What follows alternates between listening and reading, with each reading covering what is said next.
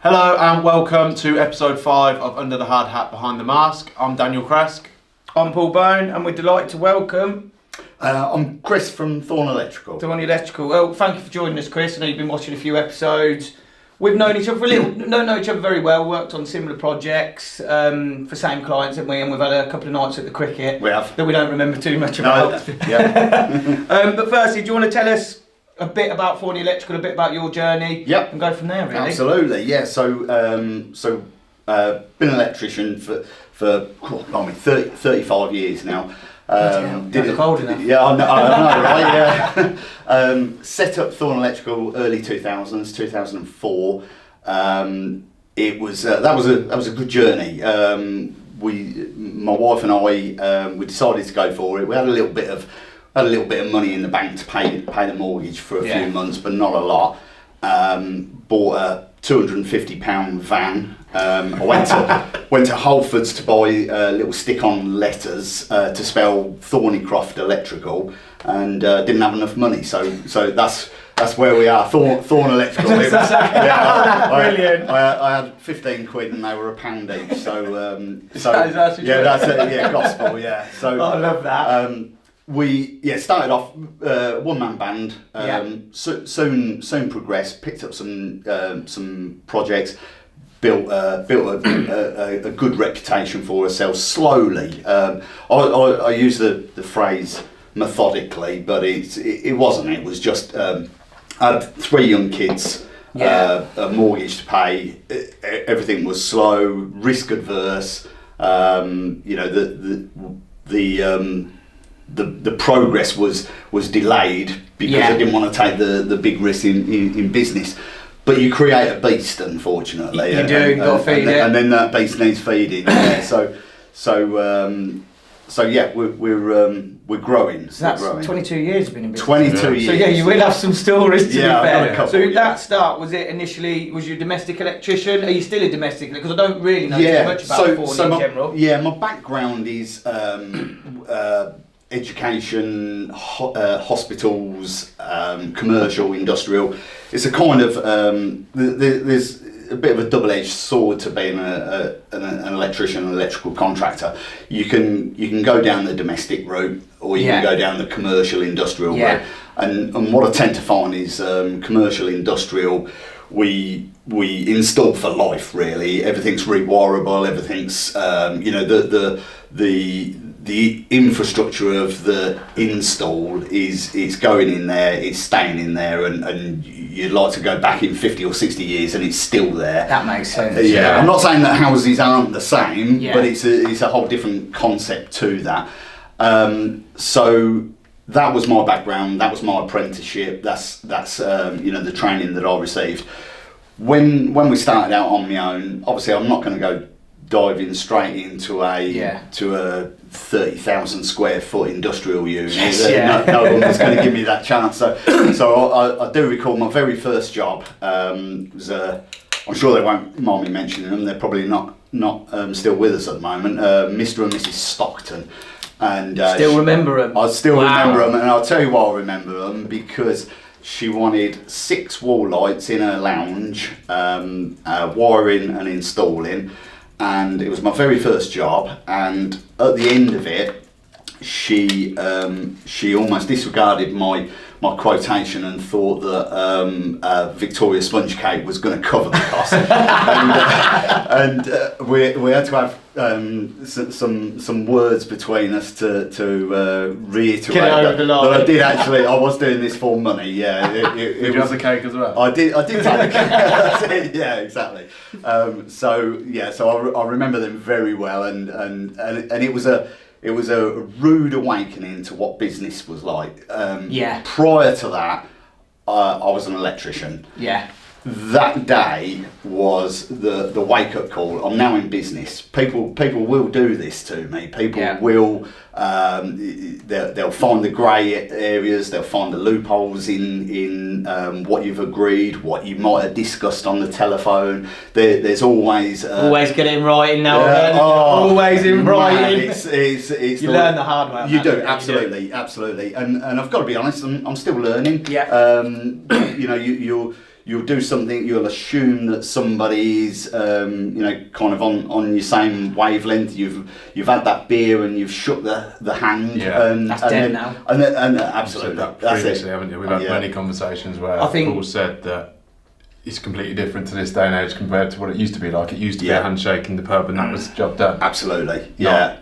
Not the case at all anymore. It's got to be in writing. It's got to be in contract form. And you know, I guess Mr. and Mrs. Stockton, I was never going to get a contract out of them, but you know, a written quotation in their hand. There's still wiggle room for some people. Yeah, they'll find the wiggle. And they'll find anyway. Unfortunately, and that's not all domestic, all clients, but if people find a way, they will. It's an and we were discussing before the way trade payments can be treated, even on the domestic side. I actually find, yes, we have difficult payment terms on the commercial side, but the domestic side, they can be a nightmare. Because everything with us domestic, we now get 50% deposit and 50% second it's finished. Yeah. So long as they're all happy, of course, there's got to be checks done. Of course. But that don't happen. It's like, some days you're waiting a month or two. Yeah. And it's like, you've got the money. It's not as if why are you not paying? Then you're begging for it, like we were discussing before. Absolutely, it literally is the craziest industry. from your quotation, you already know, particularly on a commercial industrial project, you already know that you're only getting 95% of that. Yeah. Because the rest is being held as a retention. Fully understand the reasons for it, but it's breaking you straight away. Yeah. It's already taking the fun out of the 5%'s gone. That's it. We're already down on our profit part. And like we were saying, that is 12 months. Yeah. That's if the contracts don't liquidate on you. That's if, because the thing is, that's on the whole project. It is. So your work can be perfect. Yeah. And the roofer creates a leak. Absolutely. You're not getting your retention. Absolutely. It's like, what's going on there? Absolutely. Yeah. So you've got to achieve practical completion. To release half of that, then wait 12 months for your defects liability period to receive the rest.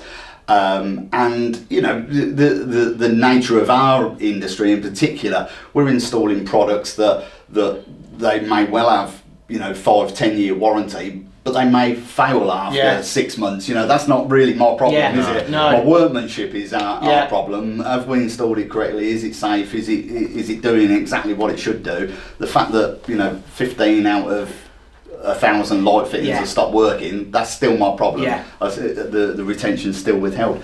It's a cost to you to rectify it. It is, absolutely. Sometimes suppliers can help you out a little bit if they because things break. Of course, just the unfortunate. And like I say, you're installing that many, it's going to happen. Well, we tend to work with manufacturers and suppliers that are very tried and tested by ourselves almost. There's plenty out there that offer fantastic warranties and great service, etc. But the tried and tested is kind of the unwritten rule, really. You've installed it, you know that things work, you know that the customer service is there if things go and that's a key part of the customer service side, isn't it? Yeah. Do you have that in the asbestos industry much? Well, I suppose you're not really purchasing, are you, as much? No, not really, but it is obviously, it's built up predominantly on people you trust working with. So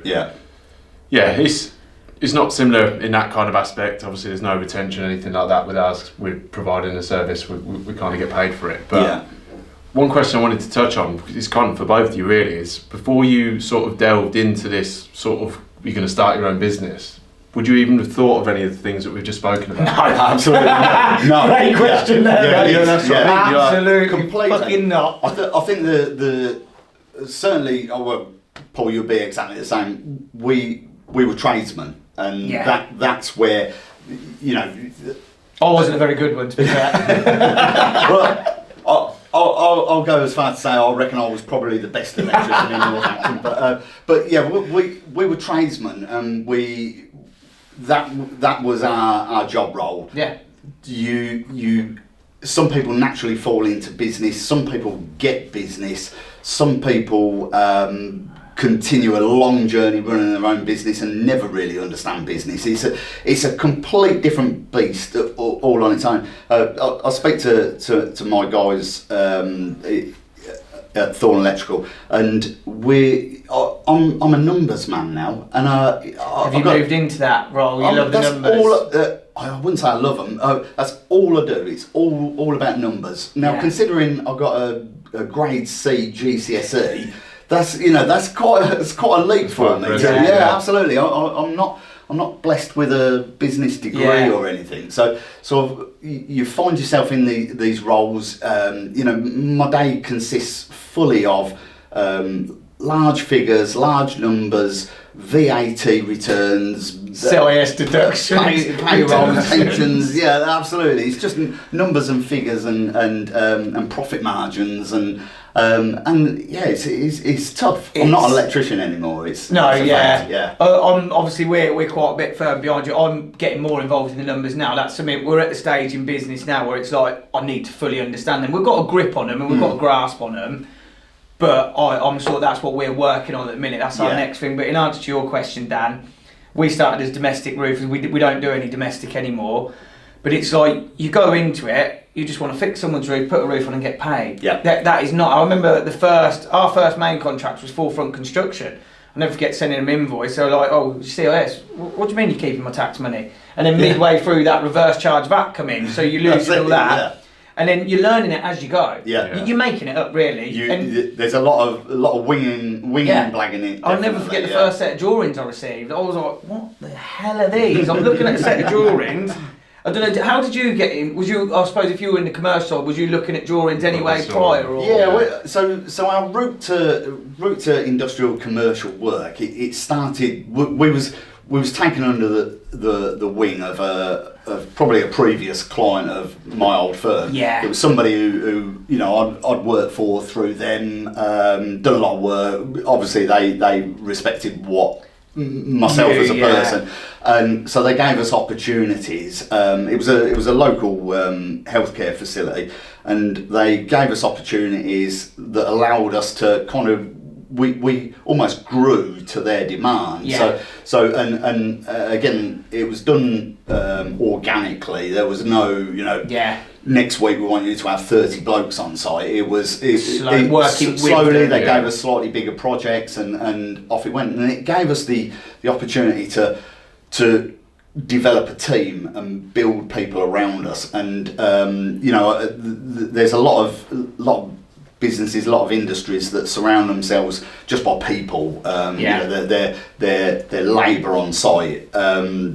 There's other people who we hand select who we want working for us. It goes everything from they've got to be an exceptional tradesman. That's my standards are too high to allow anything less. But they've got to be personable. They've got to have customer service. That's a key part of it. Absolutely. We have a lot of site bashers approach us, call them that, like the big house builders. We don't employ them. No. They tend to be crashing through jobs. Some of them are very good at their job, don't get me wrong, but it's a completely different industry to sort of markets we're in. Completely. Because you've got to have that people. I know some of the roofing lads are on site. They're effing and blinding up on the roof. And they can get away with it on them sites. They're crashing through them, but when you go into you do a lot of high-end resi work as well, don't you?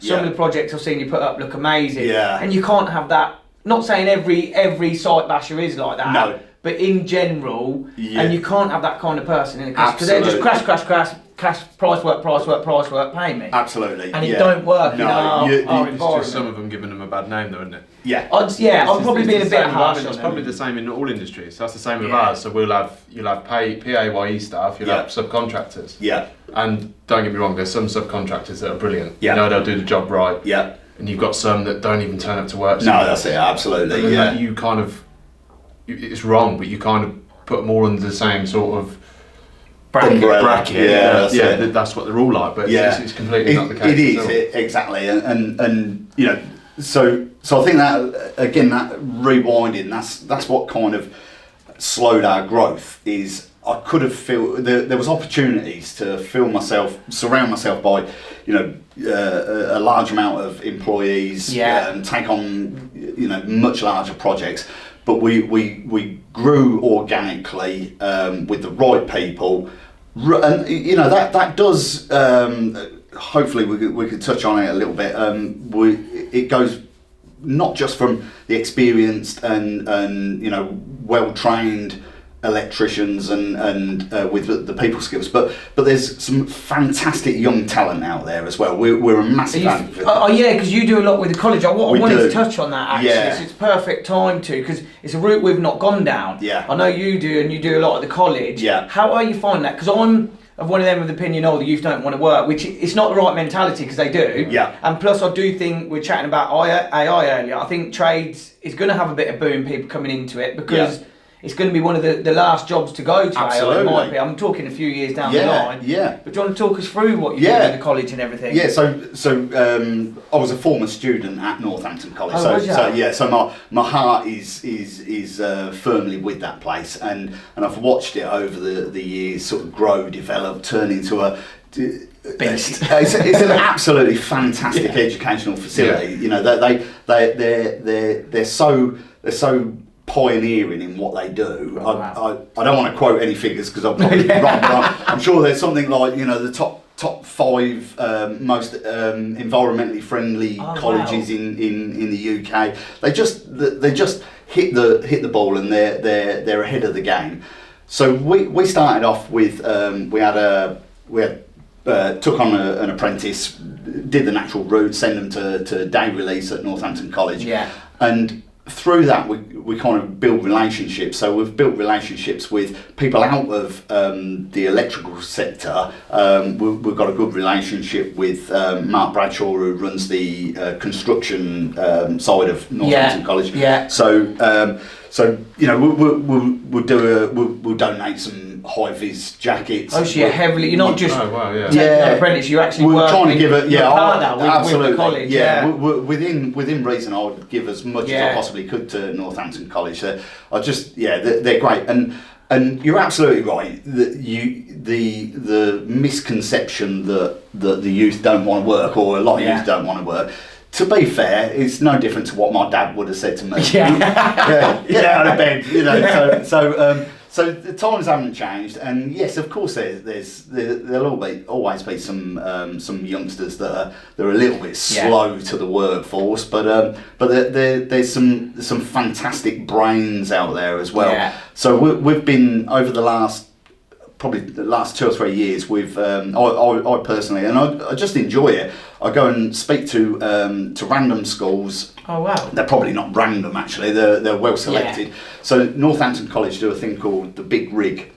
Once a year, they set up a huge scaffold right in the middle of their courtyard, and they invite students from secondary schools around Northamptonshire to take part in a challenge. And the challenge is they build on the Big Rig. They build a solar thermal.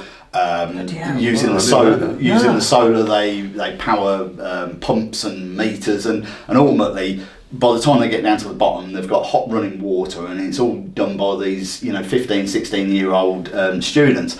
So to kind of add a bit more context to those students, I'll go in, bore the life out of them with talk about regulations, career prospects in renewable energy. And I know, Paul, obviously you're heavily in solar, aren't you? So and I think that'd be a good one for you. Yeah, I did have a meeting with the college on the roofing side more so, because the closest we've got is Birmingham. Yeah. And it's a bit of a nightmare, and we are still in discussion. It's been going on for about a year, because we wanted to open a bit of a training academy. Right, okay. But the costs involved with that and what we can actually achieve out of it, it doesn't work. You'd have to put a lot of other stuff into it. So they don't do roofing in Northampton? No, Birmingham's a close place. I know Bob from Moulton Roofing, he does a lot of site work. He trains...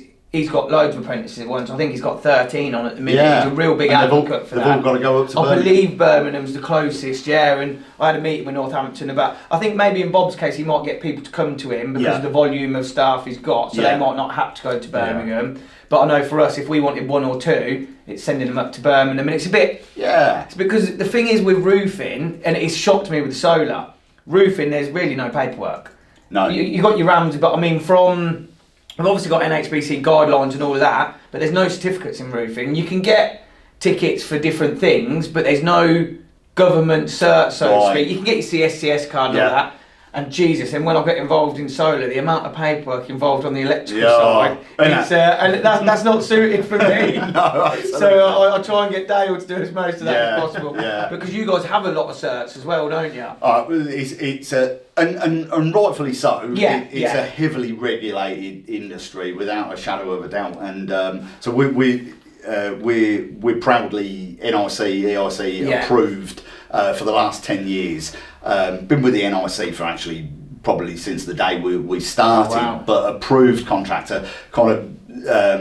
In my mind, it's the level of standards that's you're achieving those more than satisfactory standards. Trust me, when we have our assessments, it's deep. They dig into everything, right from not just our work on site. The whole paper trail of everything. The CPDs for the guys on site. Is everybody kind of on board? Have we got complaints procedures? And that shocked me with MCS, because they went and come and checked all our sites, and then they were like, "Oh, we want to dig through all your paperwork." And it was like, well, I mean, we had it all in place. There was some recommendations, especially in the first year. And it was like, where's your meeting notes? Oh, sorry, what meeting notes? Oh, looking at the future technologies. I was like, can we do it after this? And to be fair, the bloke was really nice. He said, look, you should have it in place. Make sure you do it next week. Now me and Dale do it every... I mean, you're sort of doing it informally anyway. Yes. But it is just that documentation side of it. Yeah, you're kind of being nudged to do things right. And like you say, recording things goes back to the quotation. Everything in writing and it becomes, watertight a little bit then, doesn't it? Everything that you're doing. Northampton College, fantastic, and it sounds like a roofing academy. There is a definite opportunity. Fingers crossed. There's not as much of a demand for it compared to electrical and plumbing. That seems to be where there's a lot more demand. Because electricians earn more money than roofers, I think. I don't know about that. But they are brilliant. So I've been there a few times to Northampton and to Malton. So they look after kind of everything as a whole on site. So I'll go in and do a talk about asbestos, where you could find it. Varies between electricians, plumbers. They've got carpenters as well. So I've done numerous talks there. The full skills. So we're currently working with them. So we'll take on work experience, and they do T-level students now, which is almost the reverse of an apprenticeship. So they come to you for, I think it's 45 hours as part of their training, but most of it is college based.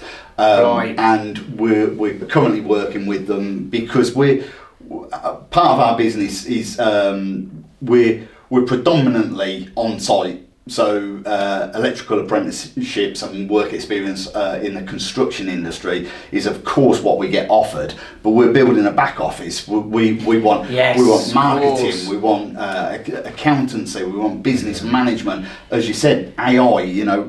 Listen, I'm not saying I'm too long in the tooth for AI. I'm certainly using it to my abilities, but there's so much more to offer, and the people who are going to offer it is the youth of today.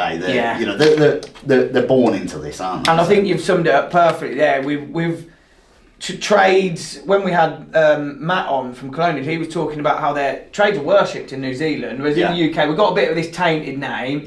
But what goes along with the whole construction industry, QSs, like say the marketing side of it, accountancy side of it, there's such a career progression there. Absolutely. And there's some serious money. People are making some serious money in construction. And that's not just running your own business, that could be working within a company. I know some QS in London, they're talking 120 grand a year. They're usually one of the highest paid in a business, aren't they? So and because so much is on their shoulders to make the business the money. So absolutely. A good one can be great, but they can be savage as well. You get on the wrong side of one, it's not nice. Indeed, yeah, absolutely. So you've had that journey. You started as a domestic electrician nearly 22 years ago. I'm assuming just you and one other lad. You've grew to where you are now, and I don't really know the size you've got to now. So where are you at with that? So we're on a good journey. To be fair, we're at a comfortable level where I'm comfortable. You're happy with that? As a managing director, as we said previously, no business training, no accountancy skills. So I'm at a comfortable level where I'm coping with things. So we take on some, as you said, the high end resis. We take on some fantastic projects. I mean, they're mind blowing. One that rings my bell, is it Tom Holland from Holland Build? Yeah, it was a couple of years back. Yeah, it was. And it was. Is it an eco house? Yeah, so it's. We'll have to get a picture up of it, Chanel. This house is another level. Yeah. So they call them. I believe it's paragraph 80, which is a section in the building regs or building planning that allows you to build pretty much. I might be wrong, but pretty much anywhere. Yeah, as long as it's of exceptional beauty and quality. It was. Did you do the drone footage of that? Shared some I just remember seeing it thinking, wow. It was, yeah. So we actually did that for Tom at Holland Build. We did that. We was principal mechanical and electrical contractor on that. So we was taking on both challenges there. It was phenomenal. There's not one piece of energy efficient technology that's not gone into that. Is that up there with one of your top projects? Without a shadow of a doubt. Right. Yeah. And I'm pretty sure Tom would agree. The finished product is what kind of, I would believe, what sets us aside. I'm not saying anybody can do it. I don't think that they can. No, they could not, that kind of project. No, but what even fewer people can do is finish with the finesse and decorum that was needed. And we go back to what I was saying previously. Probably for the last 2 months of the project, it was very direct communication with the client himself. So that's always handy, isn't it? Absolutely. They're not involved that much. Of course. Especially if something high end, it can be like, then decisions are changing. Yeah. You're getting third hand information. Absolutely. And an email from somebody else. So we was dealing very directly with them, but that also meant our guys on site had to be able to communicate and liaise with somebody who's building such a fantastic new home for themselves. So we're currently on one at the moment. We're doing a fantastic project. It's a little bit more discreet, very very similar style design. Wow. I think I've put a few snippets out on LinkedIn, but it's quite a private development, so we're not digging into it. But on that we've done the home automation. Again, home automation is a whole nother sector of the electrical industry that's quite specialised. Yeah. But it's getting bigger and bigger. Absolutely. And again, that will be everywhere soon as Completely. well. It starts at there, and the cost gets cheaper. It just filters down. Absolutely. And I remember when it was kind of first even a thing maybe 10, 15 years ago, and the idea of home automation would be you would almost scene select your lighting. So if you wanted it daytime lighting, evening lighting, now it's thinking for itself. So the project that we're on at the moment, we've got a locks-on weather station that's live connected to the internet up on the roof, and it checks the forecast of the weather. If it's expected to get sunny, it'll open blinds. We are living in the future. Turn the AC on and reduce heating. It just does everything. I'm still amazed at video calling. I know, right? That's it. Exactly. I don't know if I'd like that. No, I'd love it. Like James Bond style. You leave home and your blinds are down. You come back and they're up. You're like, who's been in there? I know exactly. AI. I've been in there. That's it. Chat GBT. Obviously, there's certain levels of that. It doesn't have to run your house for you, but it will do whatever you want it to do almost. The client on that particular project, his whole concept is that although he's building a beautiful, modern, contemporary building, he actually wanted things still quite simplistic. So we're using Corsten architectural toggle switches, which is quite, they're almost a bit kind of 1950s style. It's hand crafted brass work. Wow. And then next to it, we've got a, all singing, all dancing iPad that's monitoring the weather. That's it.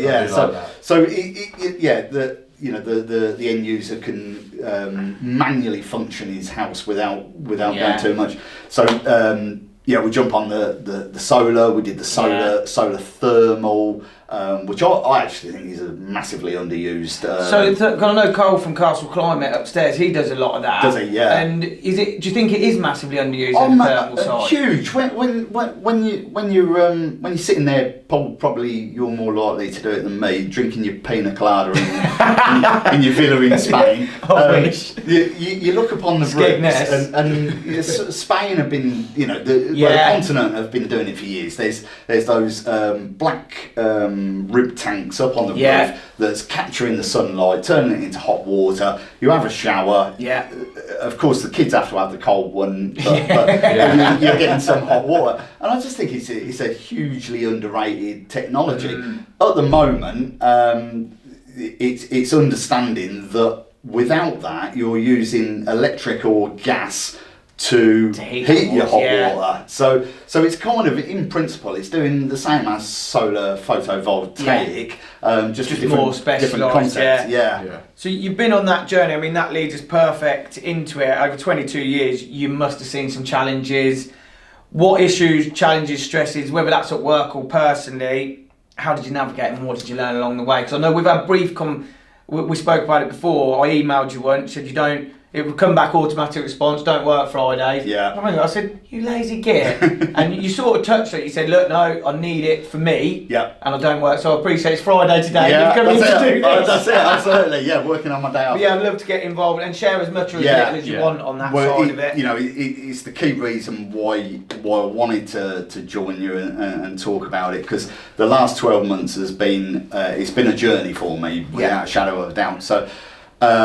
So putting things into a little bit of context, because I try to explain that I wasn't always like this before. So early September, I was in Las Vegas with my friends celebrating his 50th.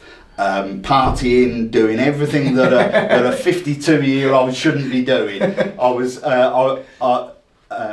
would enjoy running. I'd go to the gym. All of the things, staying fit and healthy, just enjoying life. Everything was going good.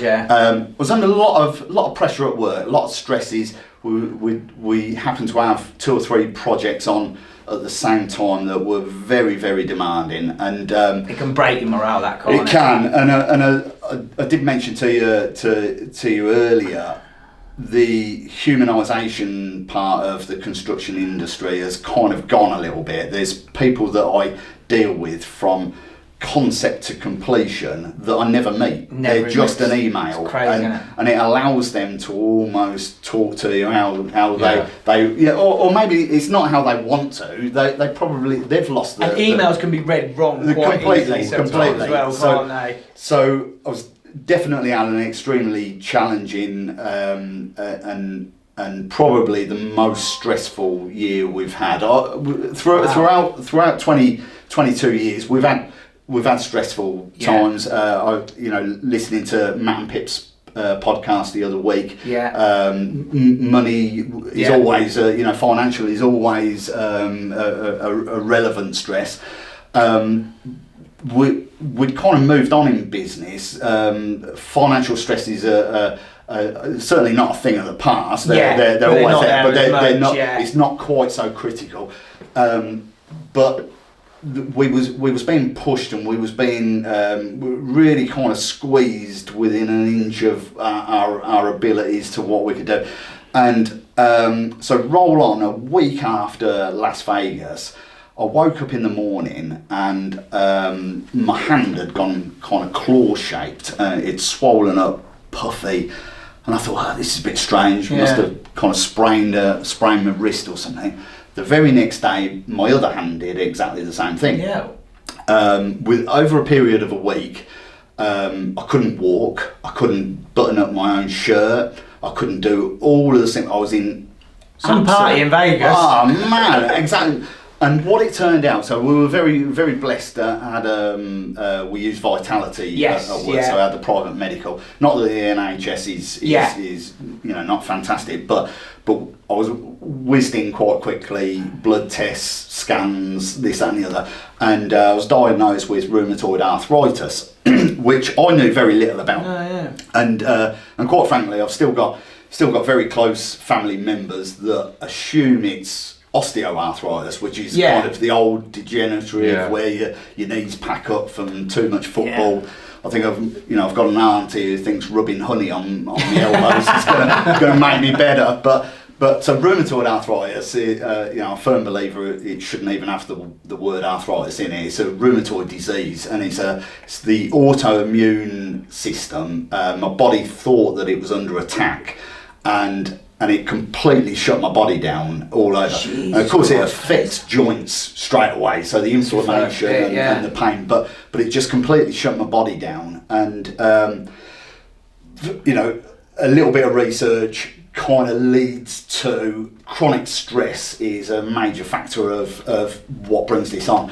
And people get rheumatoid arthritis or get diagnosed with it from children all the way up to our. Because you assume arthritis, like say, you do. As arthritis, as an old person, absolutely, and so mine definitely isn't that. So diagnosis really quickly. Prognosis is I've got it for life. It's a chronic illness that I've got to learn to live with. And if I'm honest, October, November, I wasn't learning to live with it. It was gut wrenching. I kind of immediately lost who I was, what I was doing, what was the purpose of everything. Felt you lost purpose, Absolutely. I've been a parent for 30 years, still am a parent, by the way. But for 30 years they live with me. My youngest went off to university, suddenly empty nest. You're on your own, Me and the wife, and now I'm chronically ill and in pain. She would have definitely gone through it, but she's been an absolute rock. So I got the diagnosis, got me onto some medication, which led on to why I take every Friday off. So I take the medication, pretty strong stuff, to be fair. It's methotrexate, which they use for chemotherapy for cancer, but obviously this is a small portion.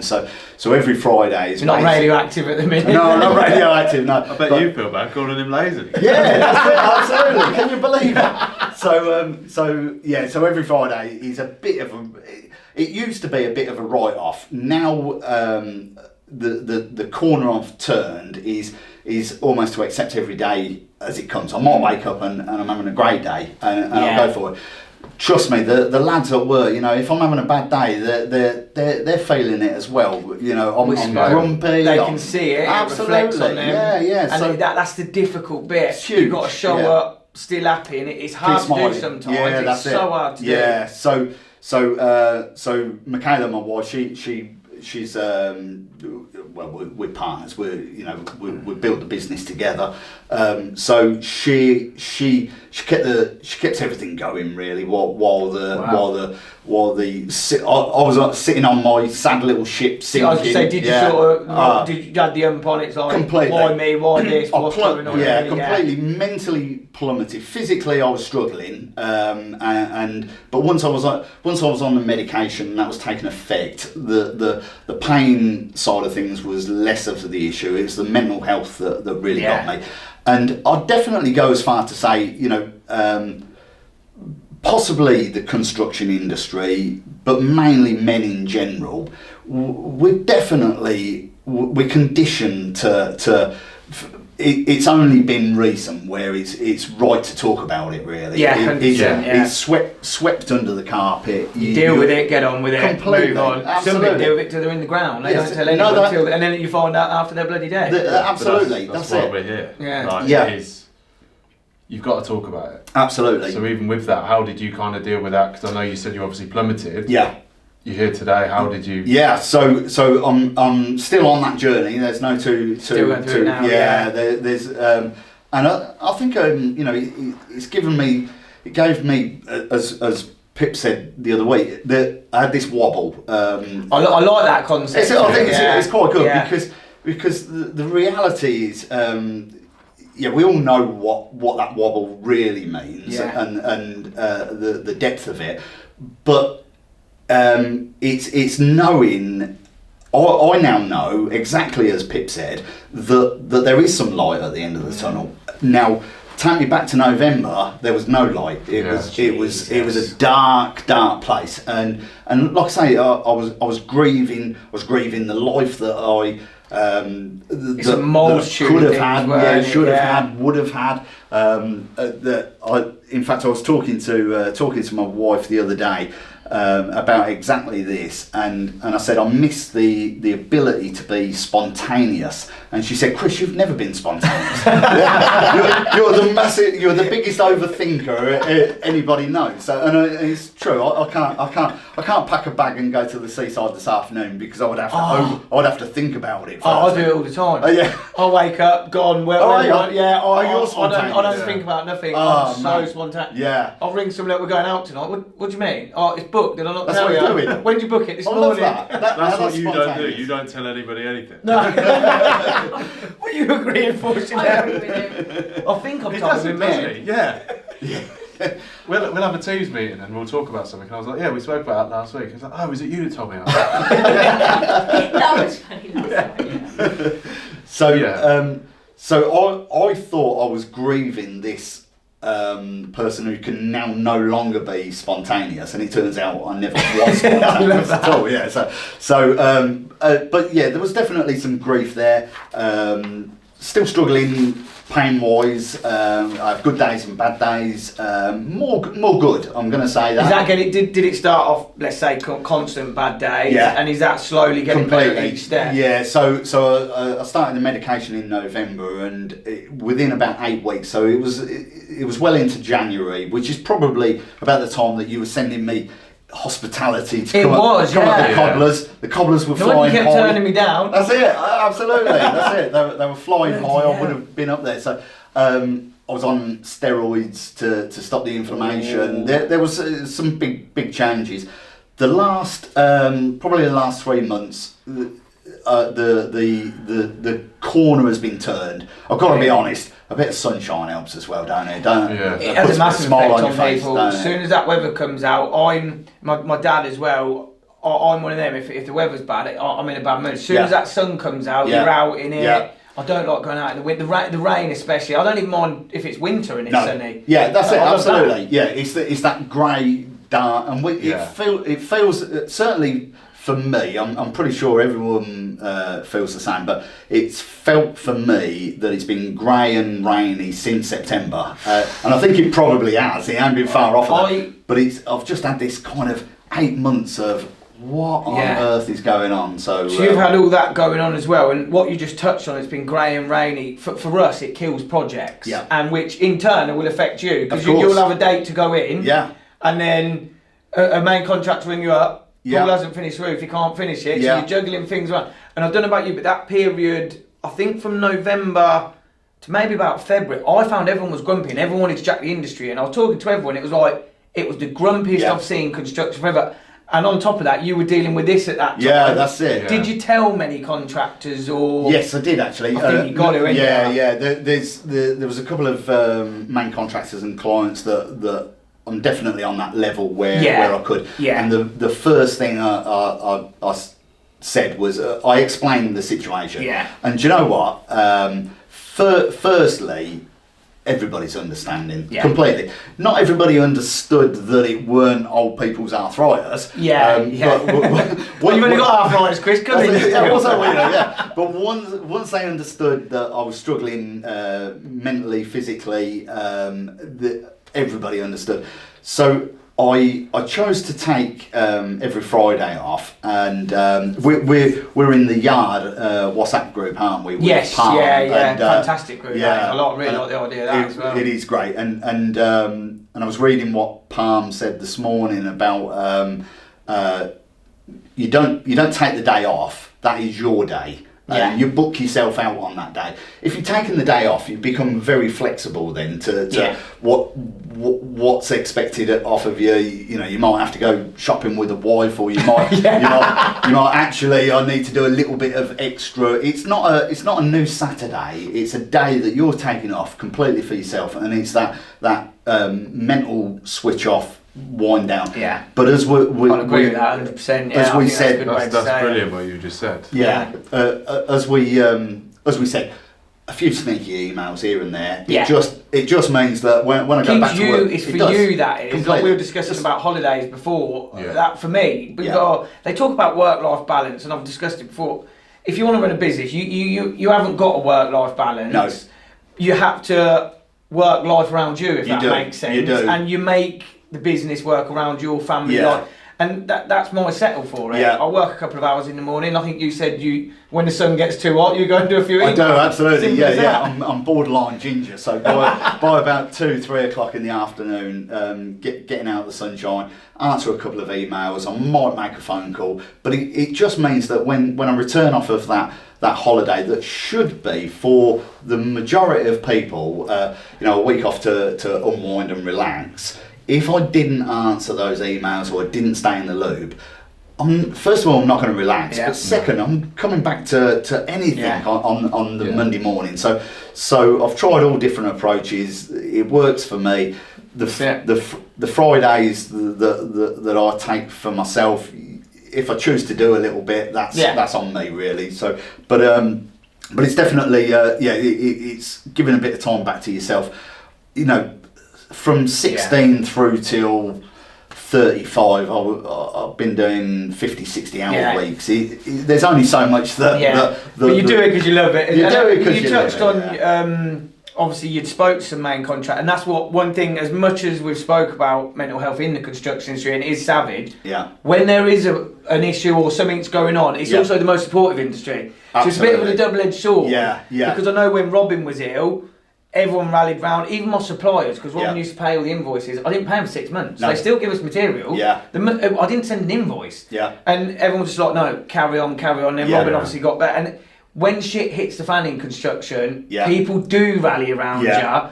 But unless you tell them shit's hit the fan, they'll still keep giving you, sometimes, in my opinion, shit. Yeah. Well, absolutely, and you might get that banter that's to G you up and sort you out. But I think you're absolutely right there, Paul. And I was almost going to say people don't talk about it enough, but actually we are talking about it, and we're not talking about it too much, but we're definitely talking about it now, and it's become acceptable to explain that things aren't quite right at the moment. You know, it could give me a little break. Absolutely, that's it. At the end of the day, yes, you want to build and do a good project, but someone really stressed me out on a job, and I said at the end of the day, the house is going to be a couple of days late. Yeah, it's not the end of the world. My health is more important than that house being built 3 days earlier. Absolutely, and surely they want the best pull bone rather than the 75% of pull bone doing half a job.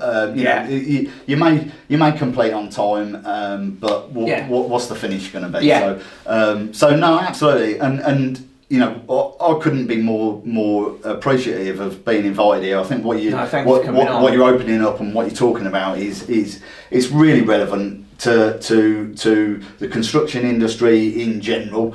Obviously, men's mental health is always been kind of tucked to one side a little bit, but it's just good that we're talking. I'm still very much of a believer in.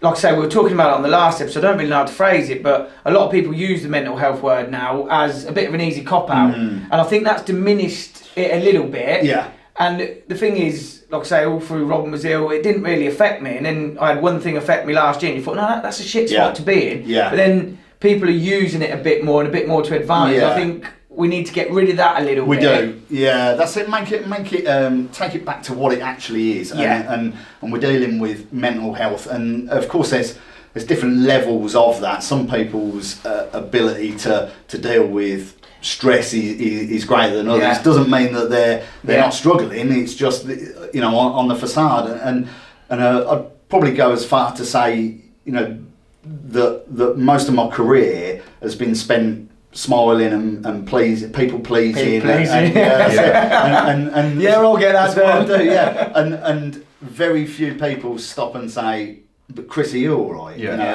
are you coping? Are you?" And you know, they're not bothered. Well, they are bothered. I'm sure they are. Deep down, they are bothered. There's some. You build relationships in construction that of course people are bothered. Yeah. But equally, we're in business. Yeah. You know, everyone's got their own stuff going on. Yeah, that's it. Like you said, we all do care, but at the same time, no one cares because except your immediate family. Yeah. Because it's one of them. Everyone's got their own stuff going on. Everyone's got their own things. Everyone's got issues in some way, shape, or form. Absolutely. Yeah. I mean, you spoke about what was it? Say you've been diagnosed with rheumatoid arthritis, and that can come on through chronic stress. And you spoke about them 3 projects. Yes. So if that it might not be linked with it, I'm assuming. But what stresses were you getting off them projects? Yeah. So and this is the strangest way of explaining it. In hindsight, actually, I'm pleased it happened. I'm not pleased what the outcome with how what happened to me was, but we was under pressure. We was doing several projects, quite high end projects, not high end residential, but they were high profile projects, and the kind that if things weren't delivered on time, weren't exactly as the specification. Some of these specifications that we're working to, I can be sent a specification. I could be given 7 days to get a tender out, and this specification is 330 pages. Crackers, isn't it? Oh man, how on earth? So I do my utmost best to digest every single element of what's relevant to us. We tender it, we win the project, you then dig deeper into the specification, and a specification could be interpreted multiple ways. It can, you could think, right, what they're asking for is, I want, these lights doing this or that doing that. And I think we got, on one particular project, we was probably about 75% through the job, so we'd wired it, pretty much installed most of it. And there was a consultant, electrical consultant, who basically just reminded me what was in the specification, and it was an eye opener. It was a huge eye opener. I've been in the industry a long time, and there was things that I was changes all the time. Completely. I was still learning, and So it challenged us. It challenged us a bit financially. It challenged us to still deliver this project on time. On time with changes. Exactly.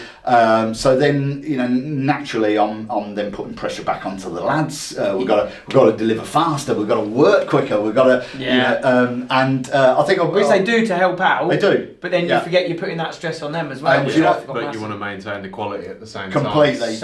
Do you know what? I read something the other day, and it explained about it's all well and good me sitting here talking about the pressures that I'm on, but if it's back-to-back pressure for the lads on site as well, and there's no reprieve, something will break at some point. So it's quite important. As much as I plan our year. It's a bit of a jigsaw puzzle. I throw it up in the air in January and hope that there's a picture by December.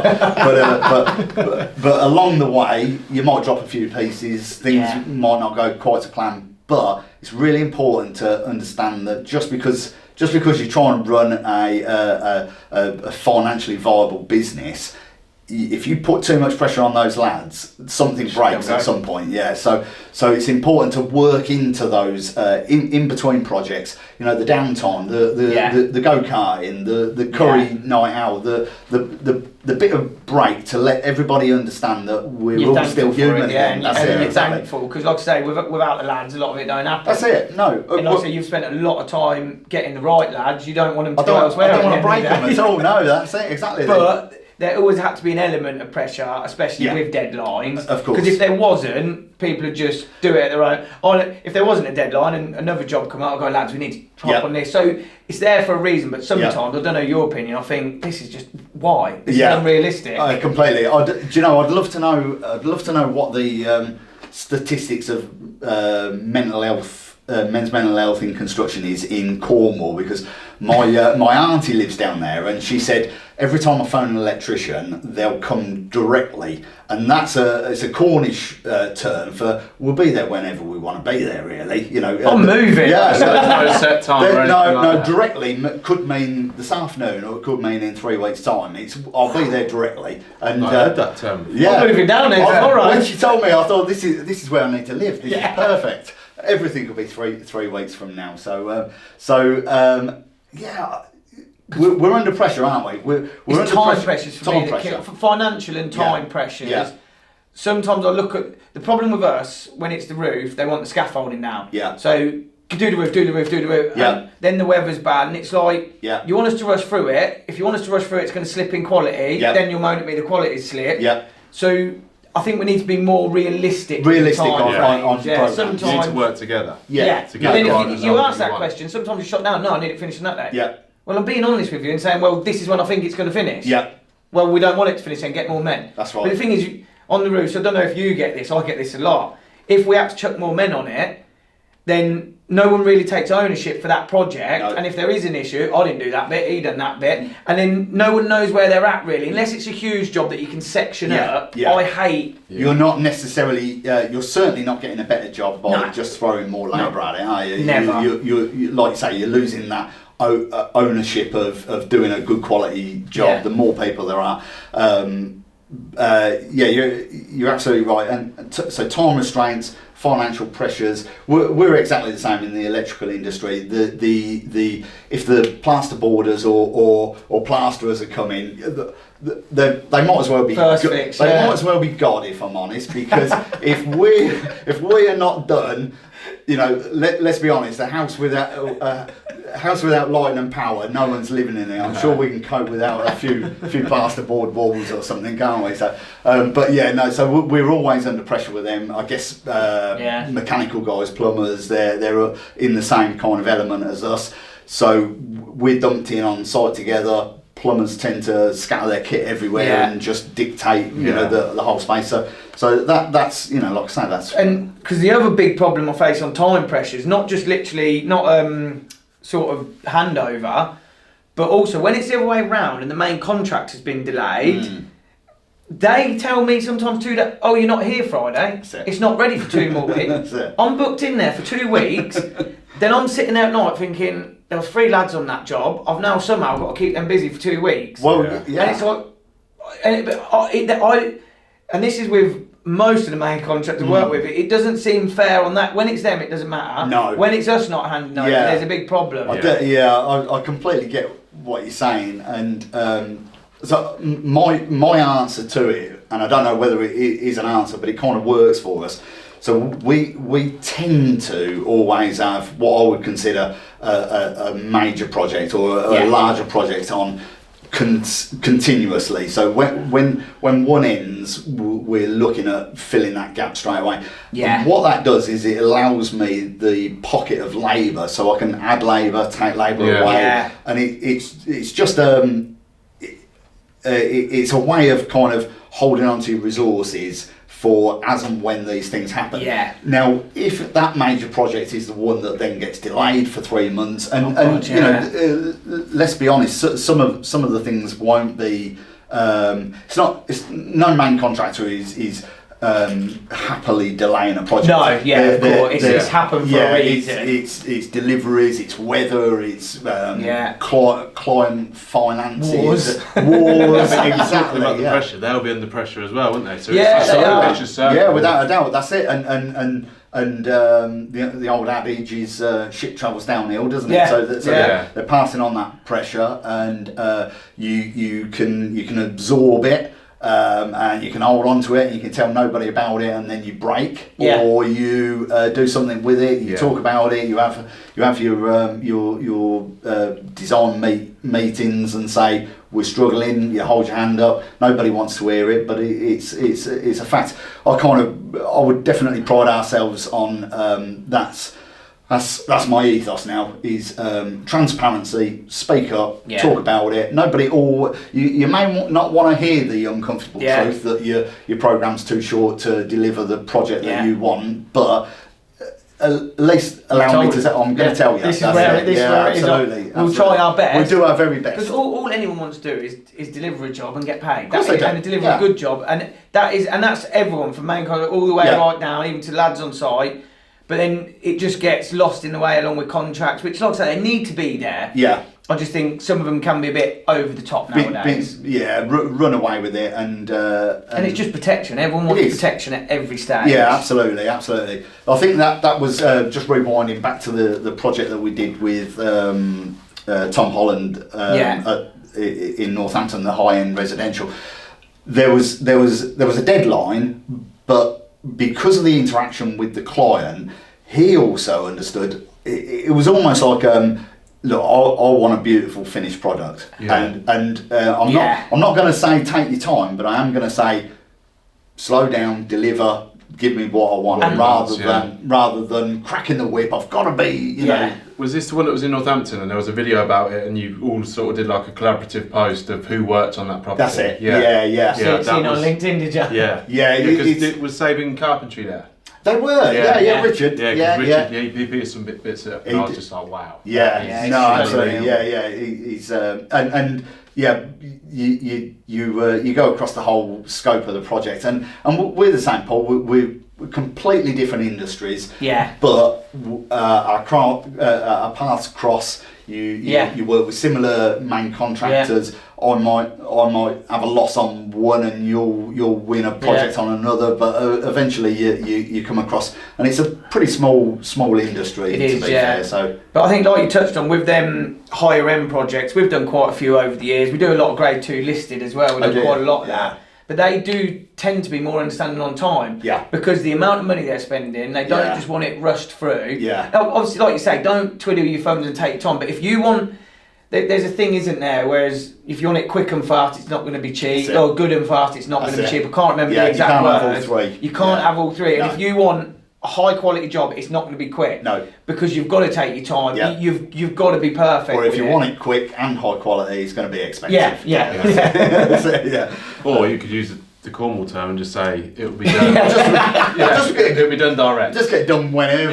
Yeah, so absolutely. It could be linked that then the stresses you were going through for them 3 projects, and you have. So what is? I hope you don't mind delving into it, but it sounds like that could have been life-threatening because you said your body was shutting down. Yeah. So was it life-threatening? I don't know whether it was actually life-threatening. What I've understood about the disease is it doesn't just affect my joints and my bones. It's my lungs, heart, eyes.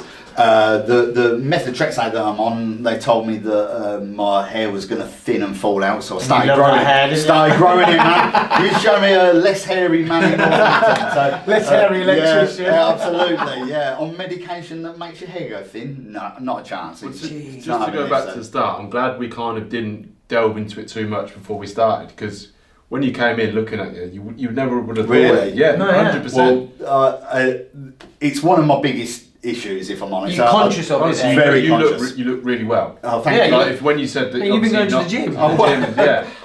So it was definitely one of my biggest issues. I guess this is the mental health side of things. I felt I'd lost myself. Whether I was or not, I feel like I was probably the clown at the party. I would enjoy a good drink, a good laugh. I'd bring a bit of fun to the scenario. I felt I lost all of that. I didn't know myself. I didn't want to. Some of my best friends I would avoid because I didn't know if I could make them smile anymore. So I certainly thought I looked like a broken man, and trust me, if you watch carefully, Dan, you'll see I walk like a penguin now. And so there's a few downsides to it, but no, I appreciate that, and but it was hugely on the mental health issue. I completely lost myself. Didn't know who I was, what I could bring to the party anymore. Yeah, and that portrayed in the business as well. I was going to ask that next. Yeah, how did that then affect the business as well? Because you're not in the, so that it's not work related. It's obviously personal related, but you're transitioning that into the completely business naturally. Well, listen, we spend most of our lives at work, really, don't we? In one shape or form. And as I said previously, I'm a smiler at people. I'm a people pleaser. Yeah. So I couldn't please myself. How was I going to please anybody else? Yeah. You know, I couldn't. You know, you always put a fake face on completely. That's it. Yeah. And that's tiring. Oh, it was completely draining. That must be so draining for you, being happy, smiling when you're not feeling that way anyway. Completely, yeah, and you know, actually, you know, you hit the nail on the head there. It's perfect. I through those sort of November, December, January, I would come home, sit down and fall asleep, and I've never done that. You know, there's a bit more going on in my life than that. You know, four kids and you know, and a wife. I never found time for that. But I'll come home and just completely break. I was done with what I was trying to do through the day. What used to happen, I could no longer do anymore. It was hard work, and again, it affects you. It affects you personally. It affects the family around you. Affects your family around you. Affects everybody, doesn't it? I'd go to work, trying to. I remember Andy, who's our contracts manager, fantastic guy by the way. The most loyal person that you could have by you. He's a proper right hand man, and I think. There was a day towards about the end of September, him and Donald, who's worked for us for 15 years now, 12, 15 years, they stood there and both of them said that seeing me broken nearly made them cry. These guys, Andy used to be a bouncer in Northampton. He's a big old boy, and you know, he's hearing how seeing me made him feel. It really, and if I'm honest, it was all a bit of a blur to me. You know, the last 6 months, it was just a dark period. It was not a period I've enjoyed. It's a period that I'm seeing the light at the end of the tunnel now, and I'm moving forward, and you know, it's allowing me to move back into where I want to be really. Can I ask on that then? So you're going through this currently, and thank you for sharing it as well and coming on at this stage.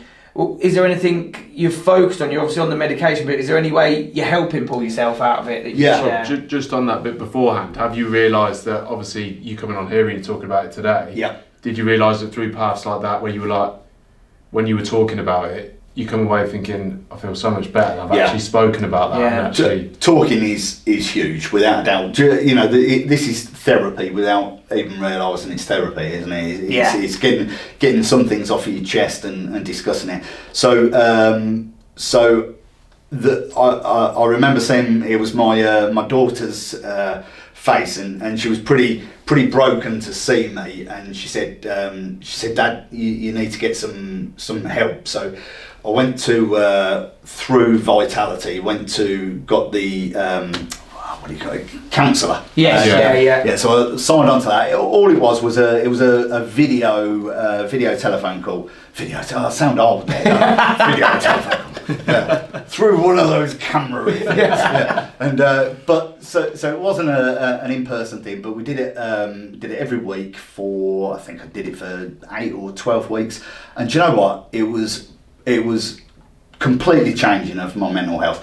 The support I had around me anyway was always going to get me there, but this counsellor, I explained it to her what she'd done for me. She didn't do anything. She listened, she spoke, but she held me accountable for my actions really. So throughout the week, if I was taking a bit of a little backward step, a little wobble, allowing the stress to come back, she'd hold me accountable on a Friday. We'd have the video call, and she's like, Chris, this is not what we said that you were going to do.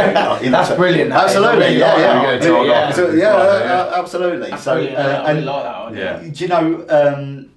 Anybody could have done it. I could have phoned my mum every Friday and she would have said the same thing. But hearing it from a complete stranger, a complete neutral, really helped me.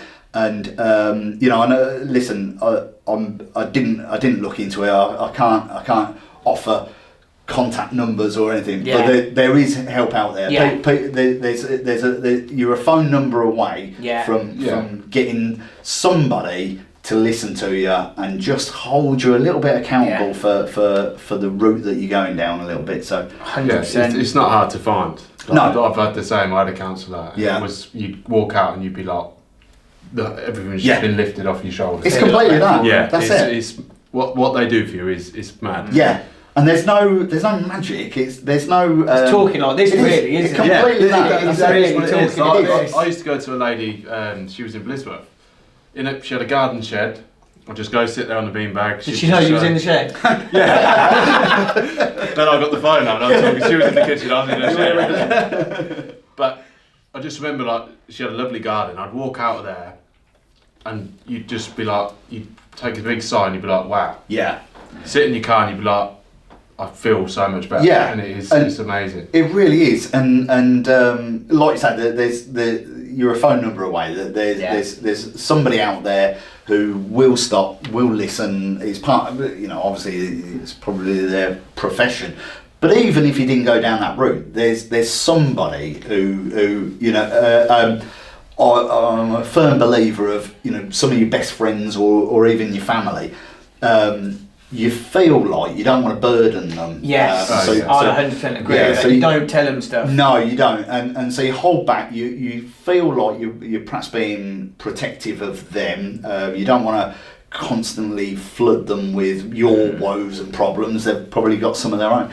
But do you know what? You'd be surprised to speak to somebody, and they might just register, and they might just say, do you know what? Even the simple things like you said earlier. Nobody's actually turning around and saying, Chris, are you okay? No. That goes a long way. And what I do like at the minute is there's a lot of campaigns. You see the adverts where they go to football matches. Yeah.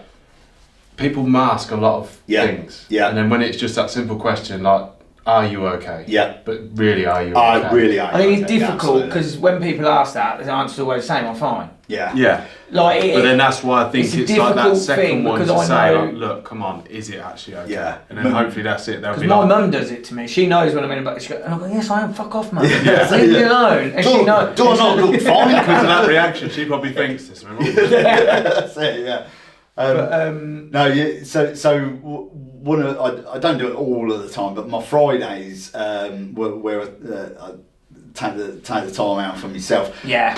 I'll go and have a coffee with a couple of my buddies. Now, for 25 years, my best buddies, we've only found the only time we find to socialise is a Friday or a Saturday night down the pub and that kind of thing. We're now doing adult things, We're sitting down, we're having a coffee, and we're talking. I hope I can get there one day. It'll come, mate. It'll come, and that's exactly what we do. So, and one of the first things he says, and I'd like to think I'll probably ask the same questions back, but it's how are you? But how are you really? Yeah. And you might dig a little bit deeper. Then you might say, do you know what? I'm glad you asked because this is playing on my mind, or that's not quite gone right, or And sometimes they give you solutions for it. They For do. me, there's nothing better, whether that's at the coffee shop or at the pub, than sitting down with a group of lads, 3 or 4 lads, just having a laugh, ripping into each other. Sometimes that's all I need to clear my head. Yes. All I need. It's like I come out there, I've been absolutely hammered. Yeah. But I come out there, not by the You come out of there, and then he gets on the group chat and gives it to me. That's one of my ways. I love the banter, the back and forth. I love that aspect of it. And even when people are hammering me, I can laugh about it, and it's great. Absolutely. And that, for me, sometimes I can just go into that, have a great day, have a bad day, and go and see a few lads, and it's like just hammer each other for a few hours. Sorry, after you. Do you feel that in that sort of scenario, because that's exactly where I have been for 30, 40 years of my life, is that's the link between me and my buddies is the drink, the banter, is there a moment there though where if something's really deep for you, you can take. I'd say That's what I was going to ask. I'd say 100%. So you'll be having a laugh and a bit of banter. And then, I'm quite an open person anyway. I'll probably tell people too much. Yeah. And then, we've had conversations there, and then not necessarily others. I wouldn't suggest it after a few drinks. Yeah. More in the coffee, or you're out for dinner or whatever. Yeah. or earlier on in the night. Yeah. I've had many conversations with people, and JD's one of them. He rings me, I'll check on him. So, and it just when you're taking the piss out of each other, and you can tell when something's not quite right. Yeah. You always can. The banter doesn't come back quite the same as it usually does. Yeah, or they start crying. Yeah, that's it. Yeah, absolutely. Well, I mean, we're probably going back 15 years ago, 20 years ago. I used to take Friday afternoons off, even back then, and the idea is that me and my buddies would meet up and we'd play a round of golf. Now I'm a terrible golfer, always have been, and always will be, even more so now. I can't even hold a golf club. But we used to meet every Friday afternoon, play golf, and the whole idea was that we de-stress from the week and just relax. Well, being a bad golfer, that actually means that was even more stressful. It was absolutely worse. So then I was going home on a Friday, frustrated. I've broke a golf club. I've lost 30 balls.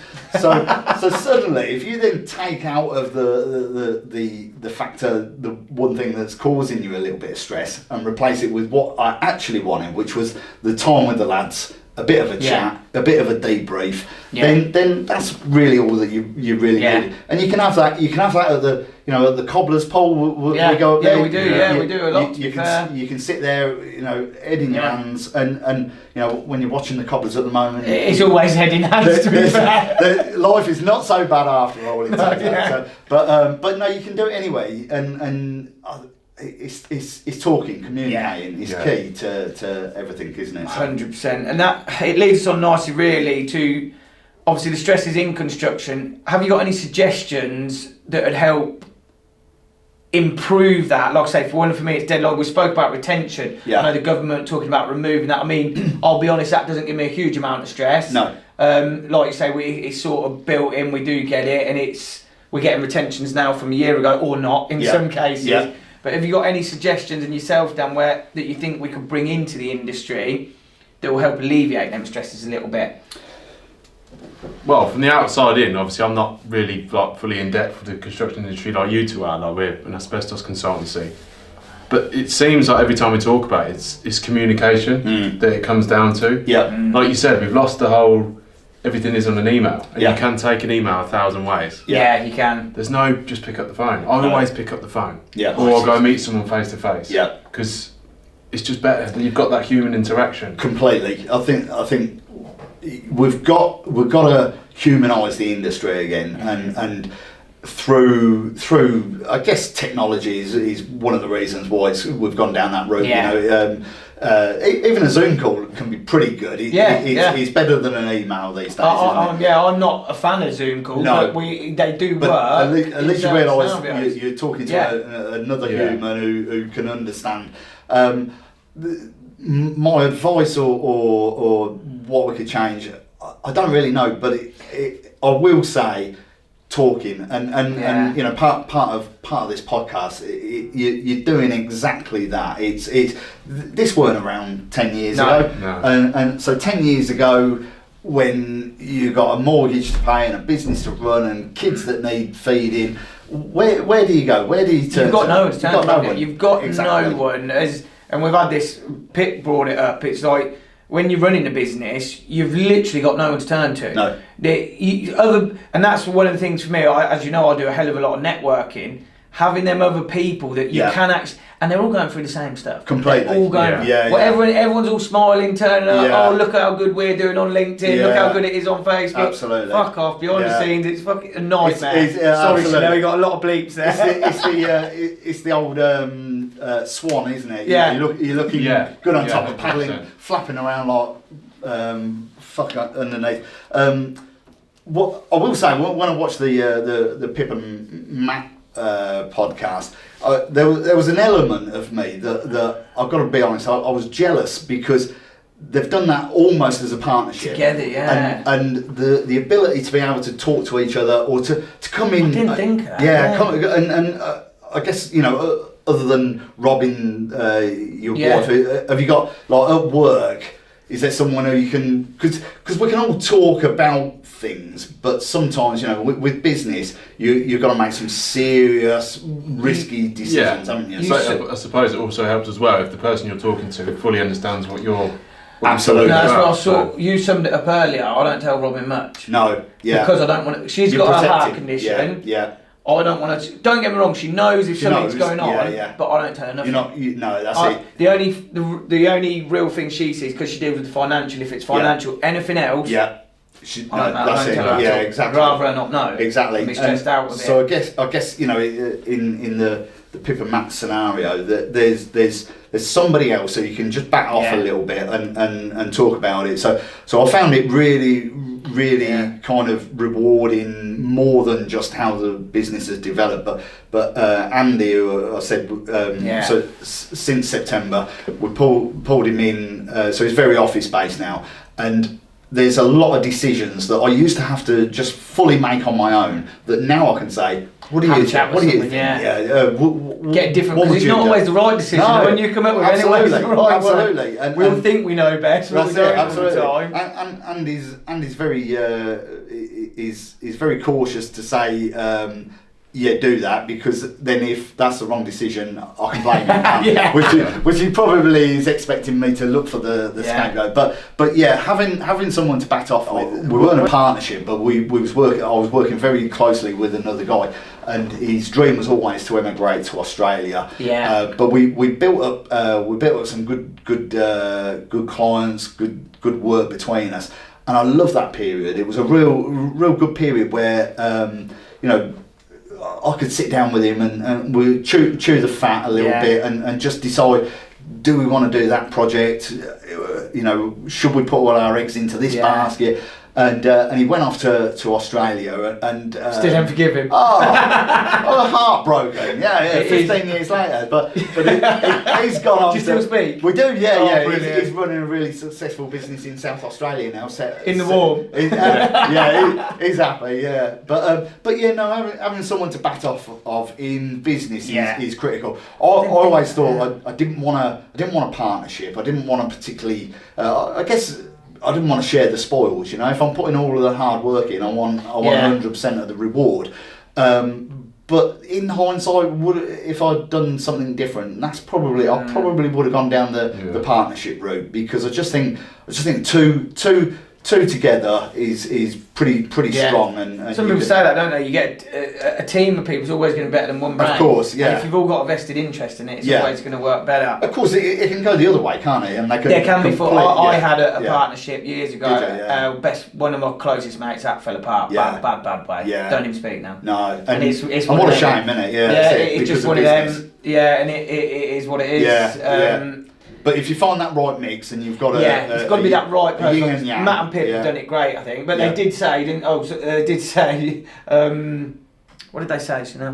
I forget. They love each other, but they want to kill it. There's been many times. This is it. So I should imagine it's been fractured at times. Yeah, absolutely. So my closest thing to a partner is Michaela, my wife, and so she runs the financial side of the business. I'm a bit like you, Paul. To be honest, I concentrate on the standards, the quality, the projects, the winning the work. Michaela, behind the scenes, the completely faceless hero of the business is what's really going on. That's where everything really matters, and it's the machine of the industry. But likewise, I don't. We talk, of course we do. And she'll say, how's your day? And I'm like, you ain't gonna believe it.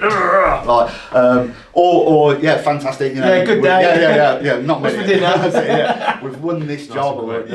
But you kind of you do protect, particularly your spouse. You don't want to take everything home. We spend enough time together in the business. You don't want to take anything home. So I guess a partnership on a kind of equal level that understands the same industry that you're doing would be a great change that would work. That being said, I will put this caveat in there that my wife is fantastic. she is honestly. I mean that leads us on perfectly to what's next for you personally and Thorn Electrical. what's your next plans, really? Well, I'm not going to lie about it. There's one eye on semi-retirement. Is there? Yeah, absolutely. You've got your eye on it. Well, it turned out that taking the Fridays off, I thought the business would crumble. I thought everything would just, fall flat on its face, and I could come in on a Monday and save the day. And it turns out, in your cape, yeah, absolutely. Yeah, we'll stand aside. But it turns out everything's been fantastic. The business runs itself. And that's it's testament to you and what you built there, really, and the team around you. It's where we wanted to get to. We wanted systems in place. We want people understanding their roles and their abilities and where we can go. And we've built a great team, and we've got some fantastic future talent in there. We've got some exceptional experienced people as well. Yeah. So the combination of the two is fantastic. So we're kind of nurturing the youth. And the idea is probably, I don't know, maybe the next 2-3 years, I've got one eye on just maybe another day off. Slow it down again and drop the gear. Sure. If I could get into full-time networking, I've never done business networking. You've never done it. And then I went to Matt Abraham's and Palm's Prop Connect. Yeah. First time ever. So nearly 25 years in business. Never done business networking. Paul, I can't play golf. I'm not a very good footballer. Never really understood rugby completely. So drinking was my that was your network. That was my network. And that's the old school network. We're talking about a good friend of mine, Barry. He met everyone through the pubs. Yeah, all you've got now is more formalised networking. But I mean, a lot of them now include alcohol. They do. That's it. It's just a free pub. So that's it. So I kind of avoided networking. I always thought that they were a bit stuffy and kind of I don't know. Swapping business cards. Oh yeah, I don't know. They don't want my business card. I don't want theirs. Let's be honest. But I went to Prop Connect and I met some fantastic people. And I've got to learn. I've got to learn how to business network. I went straight in with the kind of half sales approach. Hi, I'm Chris. Thorn Electrical. I can rewire anything. And I just need to edge back a little bit and build some relationships. Absolutely. You get used to it. And there's some really nice people. You do quite a lot as well, didn't you? I love it. I'd never done it. No. And yeah, I love it. It's brilliant. It's eye-opening, yeah. But one bit of advice, if you do go with Paul, just make sure he tells you what you're actually going to do. Because it took me to one. You could go to one. And then all of a sudden everyone's standing up talking, and it was brilliant. It was formal. Oh, was it? But then he said, oh yeah, I forgot to tell you, you're going to have to stand up. Oh no. That's the worst. It was good, mate. Those business meetings where they say, tell us your name, tell us who you are. That's it, yeah. And we're going to start there, and you know that you're the last one. You're like, oh my god, this is the worst thing. The anxiety has kicked in, and it's straight away. I mean, people are scared of public speaking. Some people would rather die than public speaking. But I do a lot. I do a mix, do the informal and the formal. Yeah. And that has helped me better. I actually only joined because it was my wedding coming up, and I was terrified about doing the speech. Oh right, okay. Now I wouldn't have any concerns. I'd stand up in front of a crowd of 10,000 and talk. Brilliant. Well, I won't stop talking. I've got to be honest. It was good. It was really good. Although I was doing this before I got the rheumatoid. Going to Northampton College and speaking to the students, it's exactly why I do it. So we did one a couple of weeks ago, and it was the sole purpose. It's to get me out there and to those kids there. Some of them, you can see in their face they're interested. Some of them they're not. You know, some of them are borderline asleep. But it doesn't matter. I'm talking if I inspire one person in that room, then you know, I know I'm doing a lot of talking now, and it sounds like I like the sound of my own voice. You come across confident. I'm completely the opposite. Trust me. That's really surprised me. It's the hidden introvert that I've got to kind of force out, and so that's why never done business networking. So I'm thrusting myself into situations that I wouldn't normally. That I would normally avoid, and I'm doing that for a purpose. It's not to get on telly. It's to reassure yourself that that you have got something to give. Yeah, and you're pushing yourself out your comfort zone. Yeah. Always a good what thing. you'll realise as well is when you've been to a few, especially in Northampton, the community, the business community is fantastic. Yeah, it is. Yeah, you are more like friends with people. Completely. Yeah. I mean, like I say, I only been to the one. I know there's a really good one in the summer where they have barbecue at the county ground, which is Prop Connect were a brilliant event. That's quite new. We've had a good few beers at the county ground. I can't remember many of them, to be fair. That's it. I do remember partying with you. Was it Jekyll and I? Yeah. Was it your? Well, you two were in the Jekyll. Yeah, was it your son who did you send him home? It did. He was a bit drunk and then he turned up again 2 hours later. What, gone over a kip and then come back out? Yeah. No, I think that was. I know who you're talking about. That was one of our wholesalers. Oh, was it? Yeah, we put him in the car, sent him home, and then 2 hours later he was in the Jekyll and I jumping around like he was having a great time. But brilliant. But yeah, no, it's putting yourself out there, and like you say, I only dipped my toe in this first Prop Connect, but you can tell straight away there's some great people there. Not just people who I want to do business with. There's just some great people. That's what me and Dan met through networking. Obviously, it's from the same way with Chanel. And you do just naturally become friends. If you get business, my view is if you get business out of it, great. If not, I've had a good day out. Pay for my business. That's it. Absolutely. Is there any connections you're looking to reach out to? Anyone you just want to shout out to? I think I do want to shout out Michaela. I know I've mentioned her a couple of times, but the last 6 months is been tough, and it's kind of, you know, I've always known that she's got my back, but. And she's probably putting on a brave face for you as well. Because she doesn't want to burden with you with her stresses. Completely. Everyone just then doesn't talk. She's patiently waiting until it's her opportunity to suffer, and absolutely. When I've stepped up, reaching out, you know, as with any contractor, I want to reach out to everybody who I want to work with good people, and I know that we'll reward them with their trust in us. So listen, they all know who they are in Northampton. They're the people who I want to work with. The good guys, the people who appreciate quality, pay well, want to do a fantastic job. Because that's the thing, you can even have some great clients, but if they don't pay well, absolutely, they're not a great client. Absolutely. I'm sorry, but because I had this conversation, I think it was with Michael Hull from Colonial, and I said, it's great margin, but you don't pay me. But Michael Hull went, he's not a great client then. No, that's it. That's a very good point, actually. I think it's categorising A, B, and C type customers, and somebody told me this. So an A customer is they have great work and they pay well. A B customer is they have great work but they don't pay well, and a C customer is they don't have great work and they don't pay well. And what does the C stand for? Well, sometimes cunning.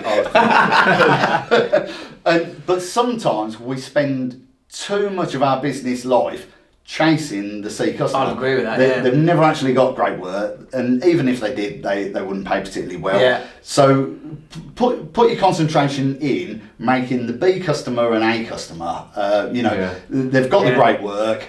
They reward them with doing great work back, and then they're going to pay you well, and then you're building that, and then before you know it, you've got your whole business is surrounded by A class clients that want to work with you. You want to work with them. Everybody's getting paid. Everybody's less stress all round. Then completely less stress. That's all we want. Yeah, absolutely. We always like to finish on one rapid question. I've dropped it on Dan at the last minute. Thinking about it. Who was your idol growing up? That's a good one, Dan. That is a good one. Right, probably a bit cliche, but I'm going to say my dad. He was Northampton's answer to Del Boy Trotter. Brilliant! Without a shadow of a doubt. So he was entrepreneurial through and through. Didn't always make successful businesses. Some great entrepreneurs are actually terrible businessmen. You know what I mean? And but he did do it. He had a couple of blinders. He started Northampton's first video library. So back before Blockbuster, it was Q Video. It used to be next door to the county ground at Harrington Avenue. And Jesus. he started Scalemore. Do you remember? You're probably too young for that. Sorry, Chris, we're too young. You are too young. Yeah, Scalemore was quite a large tool plant hire business in Northampton.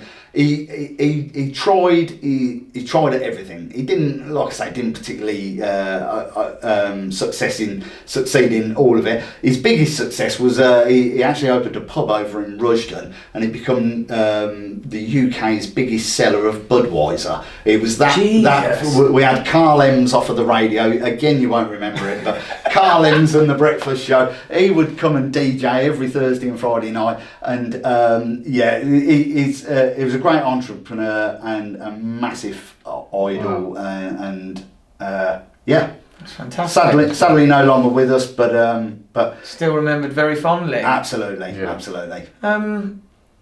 I can't think. I've never really had like idols. Sounds bad now you said that. My dad's gonna be like, oh, yeah. I don't know. I ain't got an What about answer. you, Dan? Question, isn't it? I ain't got an answer for that one. Yeah. To be fair, yeah, I've always looked up to my dad. Also an electrician. He has been for 40 years. Okay. So, but my idol has always been Alan Smith. He used to play for Leeds. Oh, come on. But Put that then in he the left. blue. Then he left and went to Man United. So then he was no longer my idol. So Any for you, Chanel? Oh, no. No, is that? I don't really look up to people. Like I like to look at different qualities and try and emulate them almost. But yeah, I wouldn't say. Yeah. Mine changes as well as to what mood I'm in. So some days I'm like, yeah, I want to be really successful and work like. Then I'm like, no, I just want to be rich and do nothing. Yeah. What mood I'm in. You can pick and choose who your idol is. Yeah. Perfect. But no, really appreciate your time for coming. no, listen, I've really sharing what enjoyed you it, did, and guys. thank you for Yeah. opening Yeah, up. thank you. And we'll see you all soon. take care. Fantastic. Thank you. Well, thank you very much. Really Top man. appreciate you opening Cheers, up there, mate. Chris. Yeah, really Cheers, boys. appreciate it. Thanks.